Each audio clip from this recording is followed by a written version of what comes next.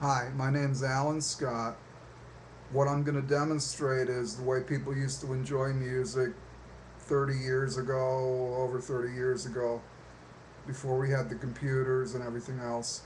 So, what we used to do back then was go to the store when an album came out, we'd buy an album like this. Shit. Anyway, uh, uh, uh, uh, okay, turn it around. Excuse me. Okay, sorry about the glare. This is an original 1973 copy of Quadrophenia by the rock band The Who. Been reissued many times on CD, reissued recently on vinyl a couple of times with mixed results. This is an original copy, still sealed, and it has ringware on the cover. You can see from being compressed with the cellophane, it's got ringware. On the back too, not as bad because the cover wasn't as dark. Anyway, we didn't have the internet to preview music. We didn't download tracks. So the new album would come out, and you go to the store. If you had the money, you'd buy it. If you didn't have the money, you'd just fucking steal it. But this is an original copy. I should have done this 7 years ago. It would have been the 30th anniversary, but now it's 37th anniversary, and this is the original American version of the album. It was released in this country on MCA Records and Track Records. This, unfortunately, is the MCA Records version of it, which is a little less rare than the track version. The track version in the US had a brown label, and in the UK it had a black label. Anyway, it's got a booklet inside, and it's been sitting for 37 years and hasn't been opened. So I'm going to take a small knife. You know, you don't need you don't need something like this to open an album. This is for Paul Hogan or Hulk Hogan or whoever. You know the guy. That's a knife. Anyway, that's for a rainy day. Anyway, we open the album. You got to be careful doing this with this one, especially because it's got a book. It's got like a book on the inside. And this came out a long time before they made that movie in the late 70s. So they used a different person to play the mod. This album was about the fights between mods and rockers in the early 60s over in England.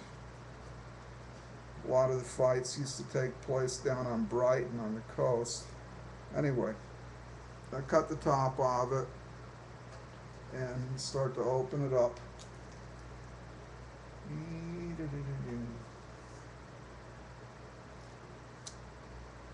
So far, so good. It's an old album. It's still brand new, but it's been in the shrink wrap for 37 years. So there's a ring on the cover. Anyway, shrink wrap comes off. For the first time in 37 years, and here it is. And here's the booklet that comes inside it.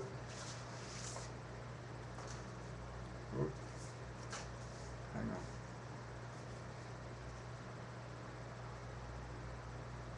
Yep, I grew up in a house just like that. Not really, but I went over there. Here's some scenes. These are the mods trashing a vehicle because they were bored and they took a lot of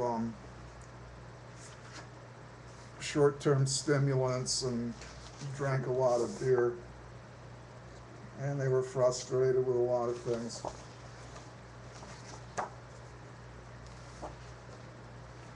This is it's the Palace Pier in Brighton. You can see it at nighttime. And they had a different person playing the lead role of Jimmy in the book because the album came out in '73 and the movie came out in '79. It was a typical English meal.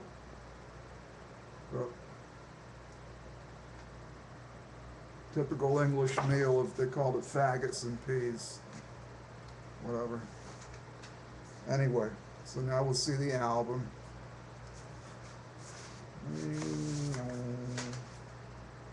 Okay.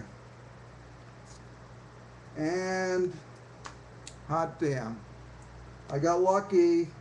I didn't even know this. I got lucky. I never knew if this was a second pressing or what. I knew it was the original one. Anyway, this is the MCA Records track record version. It's like a hybrid between the American version and the English version. The American version on MCA Records originally had a dark cover with a rainbow over it. And a little more rare was this one with the label that says Track Records on it. Hang on. In England, they all said Track Records. It was a dark black cover, like the early Hendrix albums and the early Who albums. This is the American. It's the MCA version, MCA 21004. But I got lucky, and this is the version that has the label for, has a label for Track Records. Anyway, it's a great album. Listen to it on any format, download, anything. A little better on CD. Great on vinyl. On the CD, you're going to hear a lot of different things that you might not hear on the vinyl. The quiet passages and some of the different things. You can hear them on the vinyl, but they're not as pronounced. Like a lot of old things when they reissue it, But on the vinyl, if you want to hear a really strong presentation of the album, get the vinyl. If you still got a turntable, some big speakers, Marantz receiver, amplifier, all that good stuff. It's great. Otherwise, listen to it on, the iPod or whatever else. And the lyrics are a little bit hard to relate to when you're older because you don't have that kind of thing, that the album was about. You get older, you become complacent. And you find a little bit of solace in that, because you're a little more relaxed. You're not really mad at, whatever. Listen to it for the performance. It's got a lot more bass and a lot more drums than a lot of the Who recordings. Very prominent in the mix. It was remixed later. The vocals were brought up more to the front, and the bass and the drums were put back a little bit. But any version of it is good. So that's the Who, 1973, Quadrophenia. And that's the end of my presentation. Thank you.